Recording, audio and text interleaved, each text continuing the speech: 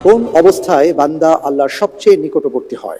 এ, রুকুতে থাকা অবস্থায়, বি, সাজদাতে থাকা অবস্থায়, সি, সিয়ামরত অবস্থায়, ডি, সফরে থাকা অবস্থায়।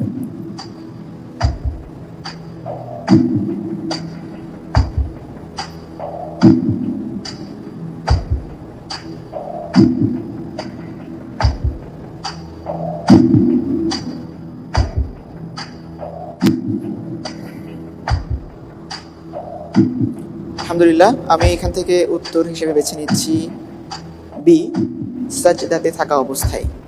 সাজদাতে থাকা অবস্থায় লক করে দিব। লক করে দেব। প্লিজ করে দেওয়া হোক বি, সাজদাতে থাকা অবস্থায় বান্দা আল্লাহর সবচেয়ে নিকটবর্তী হয়।